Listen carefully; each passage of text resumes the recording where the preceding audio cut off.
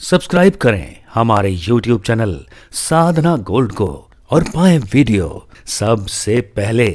और हाँ, bell icon दबाना ना भूलें। आपने जीवन में जो नियम ले रखा है, भगवान आपकी परीक्षा कठिन समय में ही लेते हैं कि भाई आप अपने कर्तव्य के प्रति, अपने धर्म के प्रति अपनी निष्ठा आपकी कितनी है, कितने अडिग हो आप। मुसीबत आए तो परीक्षा की घड़ी आती है।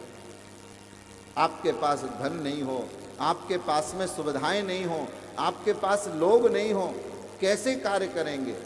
लेकिन मुसीबत के समय में भी जब हम सोच लेते कि हमें काम करना है, तो कहीं ना कहीं से कैसे भी न कैसे करके, थोड़ा कष्ट सह करके, थोड़ी तकलीफ तो हो रही है, अभी थोड़ा ठीक नहीं चल रही है, दुकानदारी भी सही नहीं हो रही है, लेकिन फिर भी हम कष्ट सह करके भी उस कार्य को करते हैं। थोड़े कठोर हो जाते हैं, चलो देखा जाएगा, भोलेनाथ कृपा करेंगे।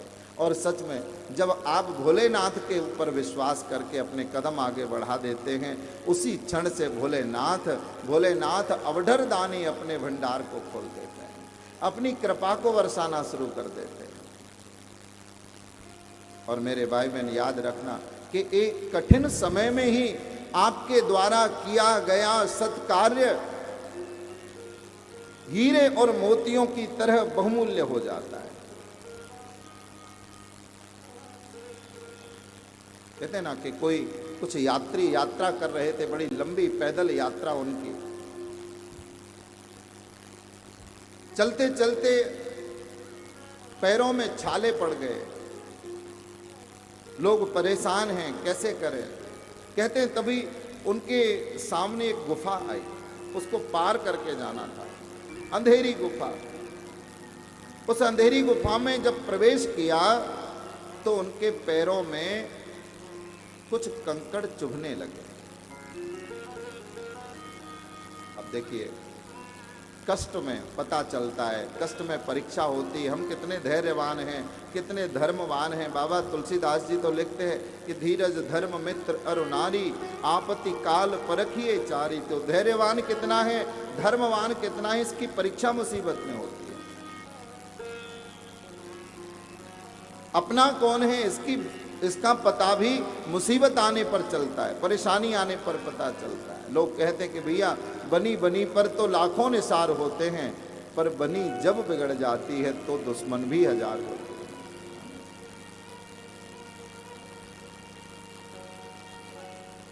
भक्तों ने विचार किया, धर्मात्माओं ने विचार किया, बोले देखो हमारे पैरों में कंकड़ चुभ रहे हैं, दूसरे यात्री भी पीछे आते होंगे, उनके पैरों में भी कंकड़ चुभेंगे। एक काम करते हैं भैया, जिसके पैर के नीचे जो कंकड़ आए वो उसे उठा करके जेब में रख लेना, बाद में बाहर जाके फेंक देंगे, कम से कम वो दूसरे के नहीं चुभेगा। तो कुछ लोगों ने सोचा विचार बहुत अच्छा है, चलो हमारे प्रयास से किसी के कांटा नहीं चुभेगा, किसी के कंकड़ नहीं चुभेगा, किसी को कष्ट नहीं होगा, थोड़ा सा परमार्थ कर लिया जाए।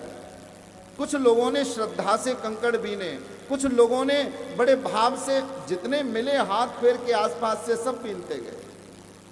कुछ लोगों ने आलस दिखाया, अरे कौन करे, ठीक है जो आएगा वो देखेगा। कुछ लोगों ने थोड़े कम रखे, बाहर सब निकल करके आए और जेब से निकाल करके जब वो कंकड़ फेंकने के लिए तैयार हुए तो उन्होंने देखा कि अरे ये पत्थर तो बड़े चमकीले हैं, क्योंकि ये पत्थर तो हीरे हैं, ये पत्थर तो डायमंड है।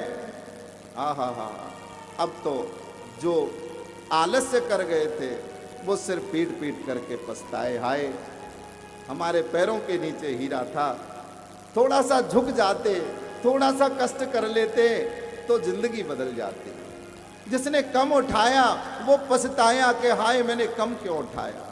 लेकिन जिसके हृदय में धर्म था, जिसके हृदय में परमार्थ की भावना थी, उसने भर भर के जेब उठाए, जितना जेब में आ जाए भैया ले चलो।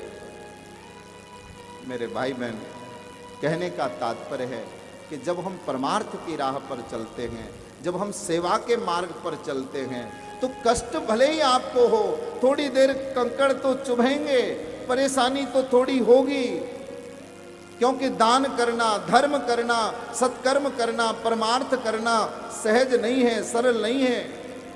मन को सुदृढ़ बनाना पड़ता है, इच्छा शक्ति को सबल बनाना पड़ता है, तब जाकर के आप कर सकते हो, ऐसे नहीं कर सकते। लेकिन अगर आपने कर लिया